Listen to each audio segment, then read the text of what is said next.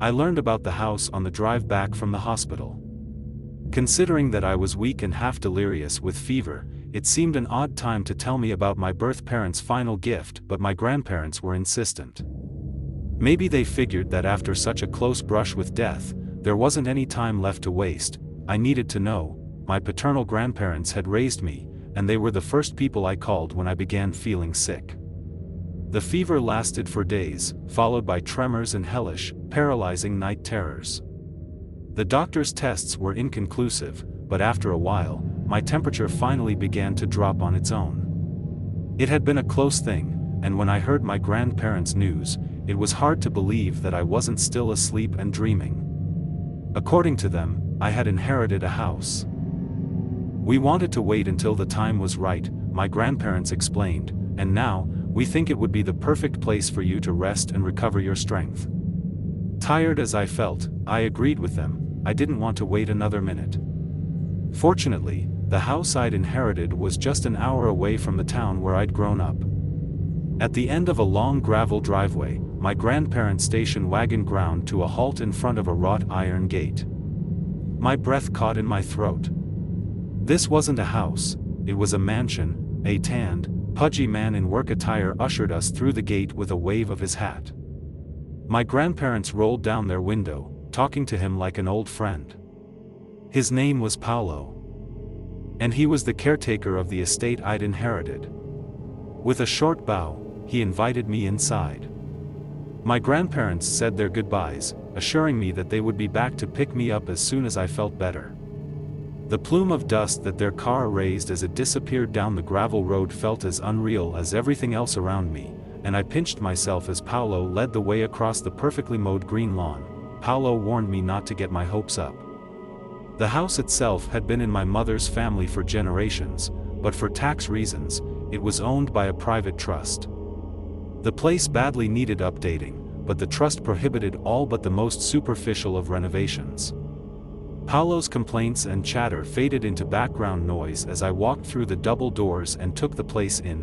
Ornate wood-paneled walls, mosaic floors, stained glass flowers in the custom-built windows. I didn't understand. I'd always believed that my birth parents simply hadn't had the resources to raise me, but this place was clearly worth a fortune. Noticing my confusion, Paolo explained that a 19th-century millionaire had built the place for my great-grandfather Alexander as a way of funding his research. Apparently, my great-grandfather on my mother's side had been a sort of later-age Renaissance man. He'd owned almost nothing and lived on the patronage of the wealthy.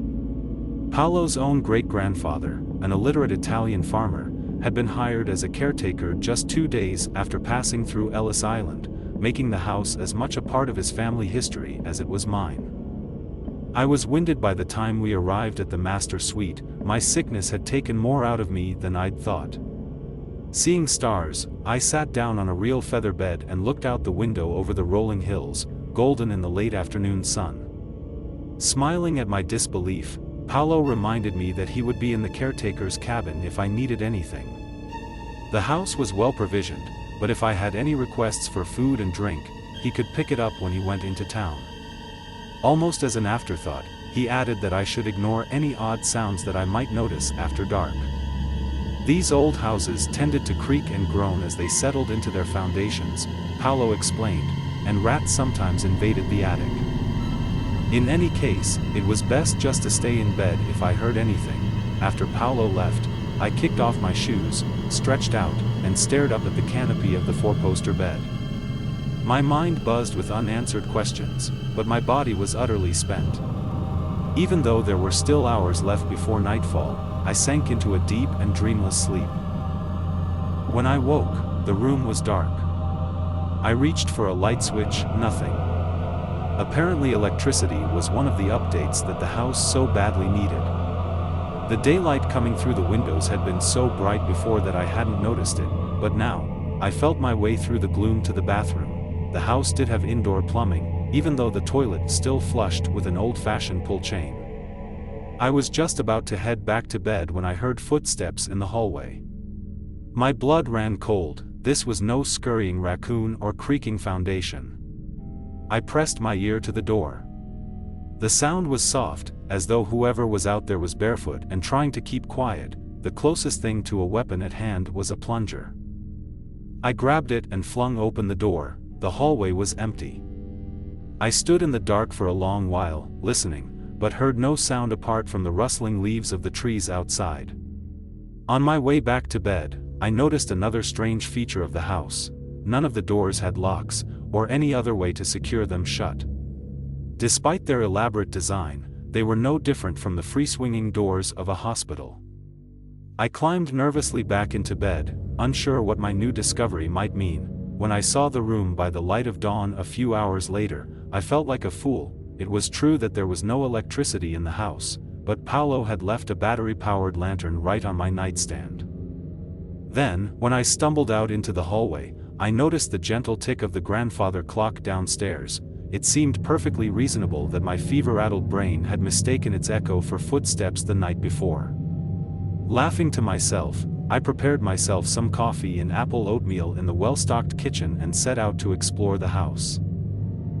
My great-grandfather's patron had been generous. There was a library, a conservatory, and a vast, empty room that might have once been some kind of laboratory.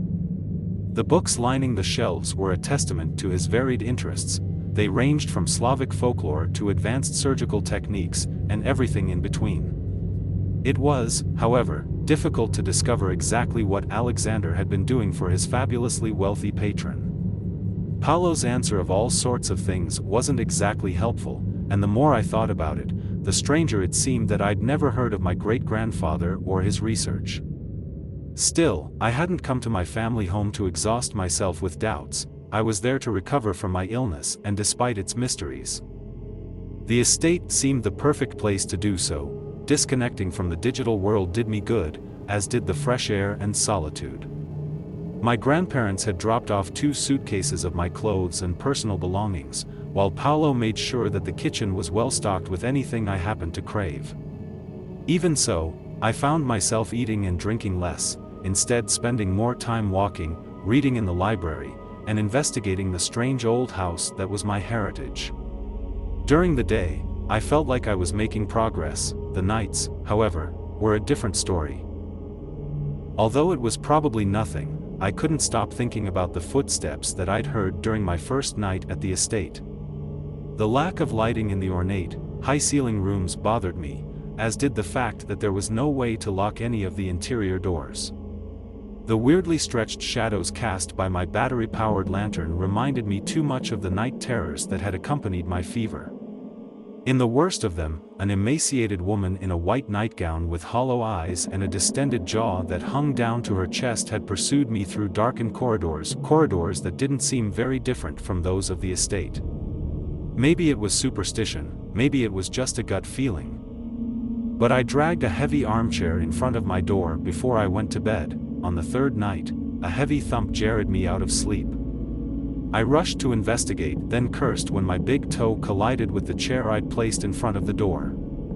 The chair was undisturbed, so whatever had caused the sound must have come from somewhere else in the house. The adjacent rooms were empty, and below me was only the library. Lantern in hand, I hurried down the stairs and into the cavernous room. Nothing seemed amiss, but as I ran my hand along the endless rows of musty books, a thought occurred to me. Wasn't it possible that the eccentric millionaire who'd built this place for my great-grandfather had included some equally eccentric features in its design? A secret passage, for example? It sounded absurd, but when I inspected the shelves more closely, I realized that one stood slightly higher above the floor than the others. The mechanism was simple. Built into the side of the bookcase, it was hardly secret at all. A gentle tug released the latch and the bookcase swung outward. When I lifted my electric lantern into the darkness on the other side, I realized that it wasn't a passage at all, it was a room. Roughly the size of a closet, it contained a wingback chair, an oil lamp, and a series of journals ordered by date. Mesmerized, I took one down and began to leaf through it. It appeared to contain my great-grandfather's notes on some sort of project. Test subject identification numbers.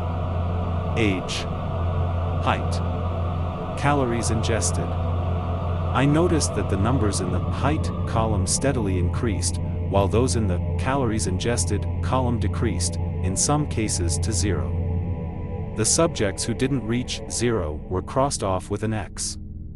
I wondered if they'd dropped out of the tests early or something. Hours later, I had gone through 4 of those weird journals and was still no closer to understanding what my great-grandfather had been trying to do. Some of the pages featured sketches of bizarre machines, others showed dosage charts or occult symbols. I was just about to give up and head back to bed when I noticed the darker-than-dark shadow watching me from the doorway of the hidden room. Whatever it was tall, and just beyond the reach of my tiny lantern's glow. I could vaguely discern the outline of long stringy hair and an old-fashioned nightgown. If I held up my light, what else would I see? Sunken eyes? Hungry, distended jaws. For a long time, neither of us moved, and then the door slammed shut. That's how I learned that at least one room in the house did lock. From the outside, hyperventilating, I looked around the tiny space. There was no way out, and I began to suspect that whatever this place's original purpose had been, it hadn't been used for a study. It had seemed so cozy that I hadn't noticed the smooth soundproof walls or the drain in the concrete floor. It felt like a place where people had been kept against their will, and now here I was, trapped just as they had been. I pounded on the bookshelf door, screaming until my throat was hoarse. Soon I was leaning dizzily against the door, wondering why my feet looked blurry. I was going to pass out. The sight of a pedal on the floor jolted me out of my panic. Of course. Whoever had remodeled the room would have changed the locking mechanism as well. When I leaned my weight against the pedal, the door swung open easily. I tumbled, panting, into the library. I was surprised to see that the sun had come up and that Paolo was leaning against the banister, shouting my name. The caretaker claimed to have no knowledge of the hidden room, but he didn't seem very surprised to see me come staggering out of the wall either. Old houses have a lot of secrets, Paolo shrugged, before asking me if there was anything I wanted from town. I had considered asking him about the tall, tangle-haired figure in the nightdress, but the last thing that I wanted was for him to fear for my sanity. I reminded myself that I'd experienced strangely similar hallucinations during my sickness, and I was still a long way from a complete recovery. Besides, if the gaunt woman had been real, then where had she gone? I had no appetite for breakfast. Instead, I made several loops around the exterior of the house, trying to create a mental map of its windows, chimneys, and cellars. Just as I'd suspected, many of the rooms were much smaller inside than they should have been. It was like there was a whole separate house in the dead space between the walls. The strange, soundproofed room that I discovered had been easy enough to access, but there was no clear way into the other spaces between the walls. For a crazy moment I even considered smashing a hole in the plaster, but then I remembered the mysterious trust that managed the estate. If I damaged the property, I was sure to be sued, banned from ever returning or worse. My head ached, the bright sunlight was starting to get to me. I investigated the cellar, where I didn't find much more than old gardening equipment. And dozens more of the small, thick-walled rooms, just as empty and mysterious as the one upstairs. By mid-afternoon, Paolo still hadn't returned. When he wasn't back by sundown, I began to feel genuinely concerned, and not only for the kindly old caretaker's health. Without Paolo's car and phone, I had no way off of the estate. Still weak from my sickness, just a few loops around the house were enough to wear me out. There was no way I could walk the length of the 2-mile driveway that led to the main road. Even worse, Paolo's absence meant that, for the first time, I'd be truly alone in the house after dark, and who knew what might come creeping out of its walls. With a deep breath, I sat down on my bed, wondering what I should do. Twilight had descended on the estate, and at first, I didn't even see the large leather-bound album on the mattress beside me. I hadn't put it there. In fact, I'd never seen it before in my life. Paolo couldn't have placed it there either. I glanced up, half expecting to find some horrible, less-than-human thing standing close enough to touch, but the room was empty. Running my fingers over the old leather, I wondered what the album was meant to tell me. There was a small black and white photo of a family of 5 in the center of its cover. I clearly recognized my own green eyes, sharp cheeks, and frizzy brown hair in their features. Fascinated, I opened to the first page. Although our patron has been most generous in providing test subjects, the gift of immortality is not one to be bestowed casually. Within these pages, I will document my family's journey into the next phase of human evolution. Alexander T. If the journals had sounded insane, the album's dedication was even more so, especially considering the first few pages featured nothing more than the same 5 people going about their daily lives, sharing a meal, reading in the library, and even lined up by height in the main hallway. After the 9th page, however, things began to change. The meals, I realized, were being documented because the people in the photo were being fed some kind of chemical. The dosages were listed across from each photo. The library photos were taken with increasingly less illumination, probably to show that, for the people in the photo, light was increasingly unnecessary. Likewise, the height images were used to show that the family's bodies were changing far more rapidly than should have been normal. The changes were most obvious in the adults. Their arms and legs became stretched and gaunt, their eyes hollow. Their heads grew larger, and their jaws dropped ever lower toward their chests.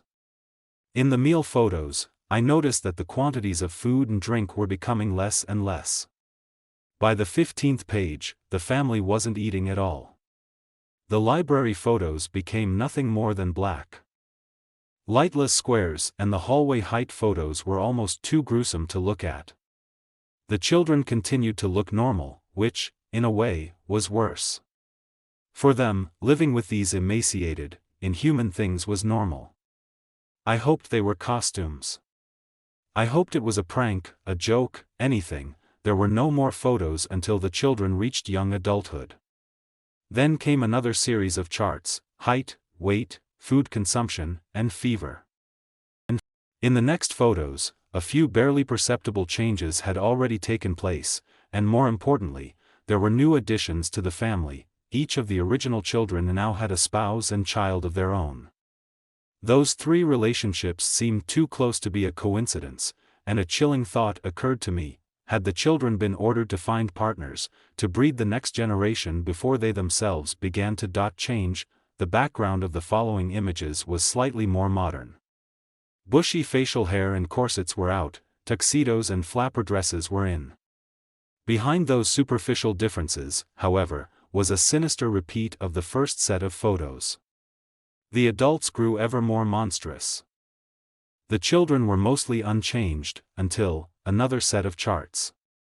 A 3rd generation had reached adolescence, and by now, the photos were in color. Beneath them, however, were the same measurements: height, weight, food consumption, and fever.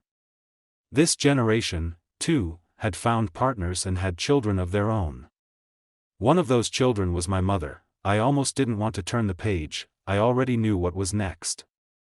The older generation would warp and change, finally retreating into the other side of the house. The younger generation would find partners, reproduce, and then gradually begin to change themselves. My father, it seemed, had hid me from my mother's family by taking me to my grandparents. He had broken the cycle, hadn't he? I thought about the fever, the lack of appetite, the headaches caused by sunlight, and I started to wonder, what if my grandparents hadn't brought me out here to recover? What if they'd brought me here because it was already too late? What if I'd been allowed to discover the secret rooms, the photo album, and my great-grandfather's work, all in order to introduce me to the changes I'd soon be experiencing myself? The footsteps I'd heard and the figures I'd seen were my own family within the walls, coming to check up on me. To see how I was progressing, I looked down at my fingers. Weren't they a bit longer and thinner than they'd been that morning? My heart raced at a sudden creaking sound from the bedroom wall. It was swinging outward. The blackness beyond beckoned. My heritage, my future. An eternity of lightless passages. Come to us, my mother whispered from the darkness. We're waiting. Every night since it happened I have the same nightmare. I know it's not over, I know there's only one way it can end. As soon as I close my eyes and lay down, I am there again. The sound is behind me again, the methodical, rhythmic splashing sound of the thing that is hunting me, the sound that I know heralds the end. I was a fool to get caught out in this, and now I know I will likely meet my fate, just as all my friends did before. Why did I try to make a run for it? Why did I assume I would make it out? No one is getting out of here alive. I dash ahead, my limbs burning, my heart racing. I fall face first into the water, then I wake up. No one believed my story, and why would they? Officially everything was just a terrible accident. A vacation, a large body of water, people drown, not often almost an entire group of friends, but people drown, and that's what I was told as my claims were ignored, always the fake concerned looks as I gave my account. Eventually those gave way to annoyance at my pressing of the subject. My friends' families even seem determined to chalk it up to an accident and insist that I am dishonoring their memories by trying to make such outrageous claims about what happened, but I know, I was there. And I know what I saw with my own eyes, and I know it was real. I know it was real because since it happened I have scarcely left my house, and that is after moving to Nevada, the driest state I could think of. I decided to write this all down in the likely event that something happens to me. I know no one will believe this account either and assume that I am crazy, so I may as well share it with a broader audience, and maybe you will believe me, maybe believe why the falling rain itself is a herald of my impending death and why I will never be caught out in the rain as long as I live, as short as that might be. We should have listened to that fucking sign. My name is Tim, my friends, and I had gone on a summer break vacation to a fancy spa and resort by a lake, far out in the country. Good times, relaxation, a drink or two, a massage or three, and maybe a chance to hook up with Becky if I played my cards right. We had just rounded the corner to a scenic vista that must be the road leading to the resort. The area was impressive, with beautiful forests, cool clean air, and a crystal blue lake, a small slice of summer heaven. We saw what must be the resort poking out through the tree line. Seeing we were close, my friend Adam gunned the engine of his old van and shouted, "Hang on, it's going to be a bumpy ride." And then, as if aiming for them intentionally, he hit a series of rough potholes on the road. We were all jostled around badly as we barely had enough space for all of us to fit in the first place, and Gina punched Adam in the arm and chided him for driving so recklessly. All right, here we are, I thought to myself excitedly. I was genuinely looking forward to this. We were going to have a blast. We all practically fell out of the van. We started unpacking what little amenities we had brought with us. Besides myself, there was Adam, our friendly but rather egotistical resident jock, and my best friend. There was Adams's girlfriend Gina, a very no-nonsense and intense type who would probably be the CEO of her own company after finishing school. Becky, who was Adams's sister, was beautiful, kind, and a little shy, but sometimes surprised us with how outgoing she could be. And finally, our resident know-it-all Laura, the smartest person we all knew and the only one whose ego was bigger than Adam's. We had originally planned to go to a concert this summer since we didn't think we could afford something as lavish as a resort stay, but some person in Adam's family knew the owners and got us a stay for much cheaper than we could afford otherwise. I was taken aback by the sights around the resort despite being almost eerier with how out of the way it was. The natural beauty made me forget all about how far away we were and how long it would take to get help if we needed it. We walked up to the main building and went inside. Odd, there was no staff there at the counter where one would normally check in. Before anyone else could ask a question, Adam rushed forward and started smashing the bell on the counter and shouting, "Ring-a-ling-ding. I say room service." Like an asshole. Gina sighed, Becky and Laura giggled, and I rolled my eyes while laughing a little as well. A large man in a too tight-fitting and not particularly seasonal turtleneck came out from a back room and went behind the desk. "Good afternoon, you must all be the..." He paused, looking down at a paper. "The Johnston party." "Yes, that would be me and my associates." "Good chap," Adam said in a bad English accent, and we all had to suppress another groan. Very good," said the concierge. "My name is Mr. Dalton. I will be attending your stay, along with Miss Llewellyn, who will be on call for all staff needs. I am afraid you caught us during our off time. You see, the resort here is nearly shut down during hurricane season, so some amenities may not be available." I scratched my head in confusion. Wait, did he say hurricane season? But that's a lake, not the ocean. We are miles from it. What difference should hurricanes or possibly the odd thunderstorm cause for a forest resort? For safety purposes, we must also ask that you all sign these liability waivers before I give you your room keys. Due to the season, we will make every effort to, though cannot guarantee your safety, especially if you are caught out in a storm while partaking of some of our activities here. Laura perked up at that. Liability waivers in case of accidental injuries or death, this says. What kind of place is this? We should go, guys, this seems very sketchy.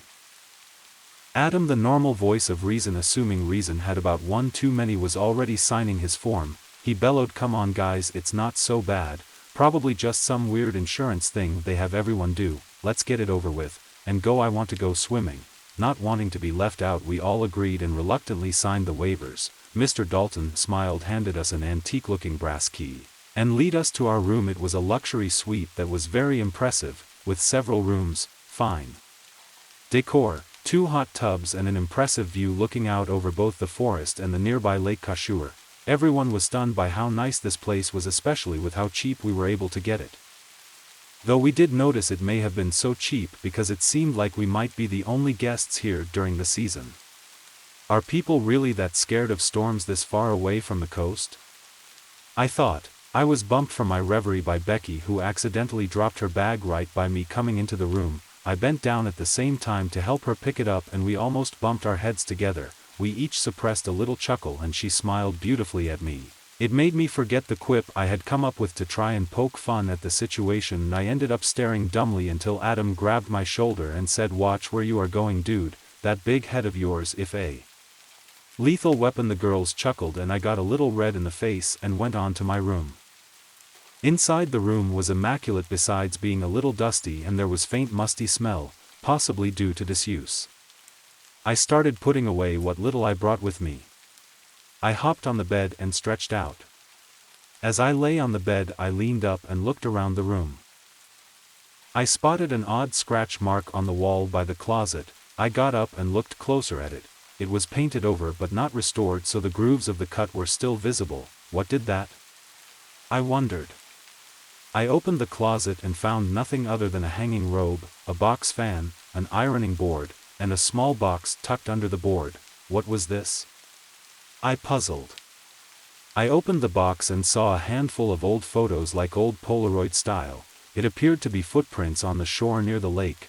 The prints were strangely shaped and there were more pictures of the prints in the forest dirt, a faint watery outline on what looked like a driveway, and even on a carpeted ground which looked disturbingly like the same carpet the resort used in certain places. This was bizarre. Did someone have a foot fetish? I laughed to myself, before becoming slightly concerned when I saw panicked handwriting on the back of the last one that appeared to be of the ground soaking wet with still falling raindrops captured in the picture. The photo was blurry but looked like it may be of an outline of a person. The panicked writing read, "The rain." It was the rain. That sound, it was them. What the hell were these, I thought. Maybe someone was peeping on people and got busted, or maybe someone was stalking the last person here. I thought of a few possibilities before I heard Adam shouting that dinner was ready. The staff, it seemed, despite the low number, had a solid cook, and we had a large dinner brought up to our room, which to our shock was complimentary. We all had a good time, and Gina, despite normally being the straight-edge type, had actually brought a rather large assortment of liquor, so it was not long before we are all shit-faced and partying like a proper summer vacation. It was starting to get late and I was about to pass out when Adam and Gina both demanded that we all go swimming out at the lake since it was so nice and warm outside. We all agreed and changed into our swimsuits. As we walked down to the lake, we noted a rather prominent sign by the lake with a very large font indicating a strange rule. It said absolutely no swimming in the rain. What a weird rule, I thought. Laura gawked at the sign as well and said, well, I have heard of not eating before swimming, but the rain has little influence on swimming safety in a closed lake with no boats about. And besides, Adam said boisterously, licking his finger and holding up to the air, there ain't any rain due in these parts for days. He snickered to himself over the sound of everyone's eyes rolling. Since the climate seemed okay, we splashed into the water and were soon swimming, singing, and having a good time. That was what I wished our whole vacation was like. I never thought such a catastrophe could happen at that point with how happy we all were. But it would start soon after I hopped out of the water. Everyone was having a great time and thought it would be cool if we built a big bonfire by the shore and went to work trying to get the materials to make it, but my plan seemed thwarted as a large thunderclap pealed in the sky and rain began to fall down onto the lake and the shore, the pattering raindrops ensuring that my hope of starting a fire was moot. Dang, I thought that would have been cool. Oh, we are gonna be in trouble, hope they don't throw us out, ha ha ha, Gina said this time, rather drunk and uncharacteristically unserious. Yeah, but our towels are getting wet, I thought, and for some reason also thought of that strange picture from the room that mentioned rain.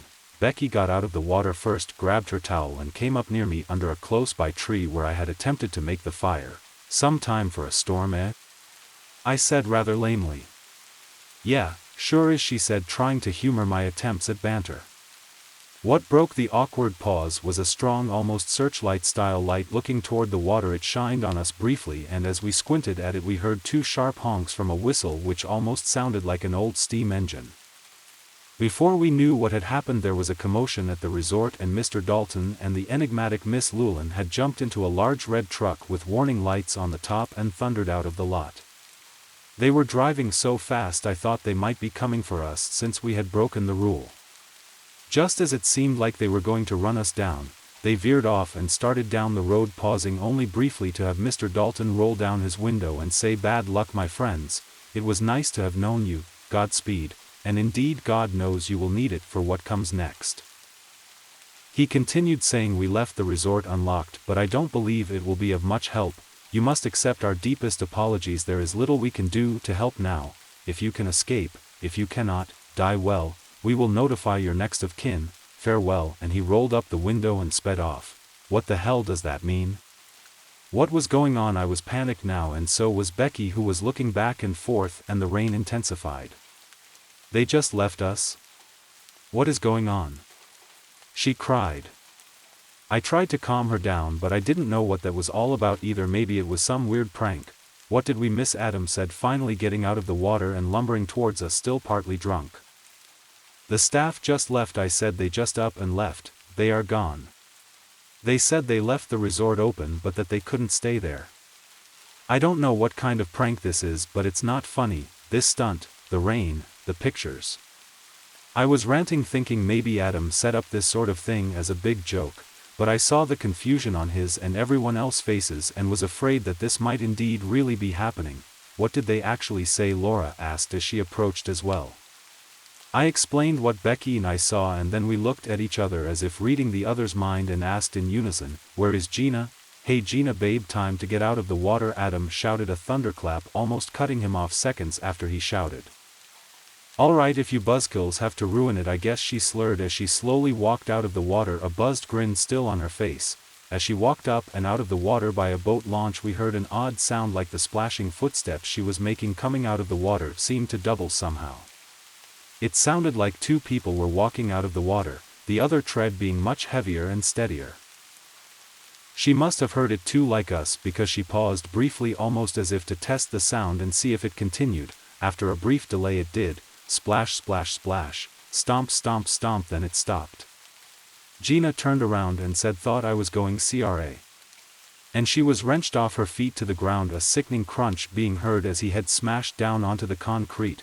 We saw her flailing and ran to help, but to our horror, she began getting pulled into the water by some unseen force, and her eyes and mouth began to leak water when she tried to scream. Adam and I grabbed her arms and tried to pull her back out, but we were kicked off our feet as well and heard even more watery footsteps and a disturbing gurgling sound. Adam was shouting and thrashing, trying to pull Gina out of the water with all his might. He cried out to her to breathe as it looked like he was getting some response from her. Her mouth opened again and water gushed out and enveloped his head as well. There was a splashing and sprinting sound of footsteps, and Adam was knocked back with such violent force he was launched into the lake, and rather than sinking, he just floated on the surface, convulsing and apparently drowning despite not being under the water. This spectacle was enough. Becky and Laura shrieked louder than I had ever heard anyone scream in my life and ran towards the resort, and I shook myself from my own terror-induced stupor and did the same. We made it inside, panicked and panting, shivering with cold terror our breath. I closed the door to the entryway, found a large lock and slid it into place. We huddled around, not knowing what to say. Becky was crying, but Laura broke the silence. What the fuck just happened there? That can't be real, they just drowned, above the water. Those footsteps, what is going on? I didn't know what to say. I just said, we need to find a phone, we need to call for help. Maybe there's a landline here that actually has reception, since we knew the phones back in the room had not had service for miles before we got here. The rain was getting heavier, it was a downpour outside. As we searched around the entrance and the reception office, we found a phone, but our hope was short-lived. We picked it up and the line was dead. There was nothing for emergency service, no radio or anything else. We were stuck here alone. As my panicked and grief-stricken mind came to grips with this revelation, we heard and saw something unbelievable outside. Over the sound of the intense rain, we heard the heavy, methodical approach of splashing footsteps. They stomped across the parking lot, splashing gouts of water where they landed, but no thing was making them that we could see. We held our collective breaths as the stomping, splashing footfalls approached the front door and stopped. There was a terrible silence, and for a moment we thought nothing might happen. Then we heard what sounded like scratching on the glass, and then a terribly cutting sound as words began to appear being cut into the glass. We started to shake as we read the words, "Help us, we are drowning. Help us, we are your friends, you can't leave us." Becky let out a sob. "No, Adam, no. Is he still alive? We need to help him, my brother, he is dying." We stopped her from moving towards the glass, and as we stood there petrified by the invisible rider, we heard a knock and scratching at the back door, and then hideous gurgling sounds like one's head being forced underwater sounded from above as well. My heart felt like it stopped when we heard footsteps wetly clomping on the ground above us. Laura ran sprinting away toward the room. I couldn't breathe. I sat there dumbfounded. Becky grabbed my arm and was screaming at me, "They have Adam." I couldn't respond, so she ran toward the window where she said she saw him. She said he was on the ground and he was drowning. She unlocked the door, and the sound of the bolt shooting back knocked me back into my conscious self. I barely had time to loose a strangled scream of "Becky, no." Then a cascade of water and the thunderous marching of wet footsteps rushed forward and bowled her out of the door and into the drenched ground beyond. I saw her terrified look, and she looked back at me, and her scream was cut off by some unseen hands smothering her with that impossible water. I ran as fast as I could. I tried to get to the room where Laura was, but as I reached the door and frantically tried it, I realized I didn't have the key. I screamed for Laura to let me in, but I heard nothing on the other side of the door, only footsteps behind me, slow, wet, padding footsteps over the carpeted floor of the resort. I screamed as I lowered my shoulder and barged into the door once, twice, 3, then 4 times, until finally it broke on a hinge and fell forward. The padding footstep was behind me, and when I fell into the room I saw Laura with her hands over her ears, huddled on the couch, almost catatonic. "Come on," I shouted. "We have to go now." I beseeched her, but she was utterly unresponsive. The footsteps were in the room now, slowly moving toward the middle of the room. My heart sank, but I fled and left the footsteps to catch up to and engulf her. I am only thankful I didn't have to hear the scream. I slammed my door shut, grabbed my bag with my phone, personal effects, and everything else, and closed myself in the closet of my room. I heard the footsteps, then the knocking, then the scratching, then the voices. "Help us, we are stuck under the water, only you can save us, save us. Help us, it hurts, the water, there's too much, we are drowning." I held my hands over my ears as well and closed my eyes and hoped and prayed for an end to this, that maybe this was all just a terrible dream. After what felt like ages, the sound stopped, the voices, the footsteps, the scratching. It was all quiet now. I noticed the rain had stopped as well. The rain, maybe it was somehow connected to it. The goddamn rain. We were swimming in the lake and it started to rain. Did those bastards know this could happen? Was that what the waivers were for? My hands curled into fists. I couldn't believe it. I redoubled my will and fought on, determined to at least make them pay for knowingly risking my friends' lives and getting almost all of us killed. If it stopped raining I could get away. I needed to get out of here. I cautiously opened the door and looked outside. Nothing grabbed me and no watery footsteps were moving anywhere. It was dead silent. I walked out slowly through the hall to the living room, fearing what I might see. but Laura was gone. I felt ashamed and guilty that I had not tried to grab her and run to the safety of her room. I slowly walked out of the room and downstairs. The wind was still kicked up and the front doors were hanging open, creaking in the blowing wind. It was almost morning. A faint light crept into the entryway. I had gotten Adams's keys from his room and should be able to get away using the van. My eyes darted frantically and I looked around, peeking outside to see ominous clouds, but thankfully no rain at the moment. I slowly walked to the parking lot, my heart racing at the sounds of my own footsteps, making sure I didn't hear another behind or in front of me. I got to the van and thought I might actually make it, yet as I pressed the unlock button on the fob, a thunderclap resounded from over the hills and in moments a morning shower had begun, rain pattering off of me and the van. I froze at first and then exploded into motion, reaching for the door to open it when I saw inside and fell backwards in indescribable horror. Adam and Gina, or at least their boneless-looking bodies, slowly writhed up into the front seats of the van, almost as if being moved into position like some demonic marionette puppets. I stood there, mouth agape in horror, as Adams's face slunk toward me and his mouth opened. Water gushed out and began filling the cabin and spilling out, and the corpse things that used to be my friends moved to open the doors and the wall of water rushed out to meet me. They remained collapsing onto the dashboard, but the splashing footsteps began immediately coming towards me again. I screamed like a madman and broke for the woods, the implacable footsteps never receding too far behind no matter how fast I ran. It felt hopeless, my energy was all but spent, and I ran past my limits in a pure desperate bid to survive. My whole body was aching and I could barely breathe, but I kept running. I knew if I stopped I would die. I thought I could see what might be a main road. Maybe the thing might not be able to follow me past a certain point, but just as I approached the road I tripped over my own tired feet and some vines and fell into a ditch by the road that was filled with water from the flash flood. I rolled over, spitting water out and screaming and panting and defiantly challenging my fate. I stood in the water that was up to my waist. I looked back the way I came. I heard nothing. I let out a sigh of relief, and I thought, could this really be over? There was a painstaking silence. I exhaled and turned around to try and climb out of the ditch. Then I heard it, just like I have been hearing it in my nightmares ever since the footsteps in the rain. To this day I don't know how or why I got away when my friends died. I don't know why I am sharing this, maybe survivor's guilt. Either way, I don't think I will be around much longer. There's no way I can avoid the rain forever. It's still out there somehow. It can follow me wherever I go, and as soon as the rain starts falling, those footsteps start falling as well. I moved to the driest state in the country, but it won't be enough. Even when it's not raining I hear it in my nightmares. I think of my friends being drowned before my eyes.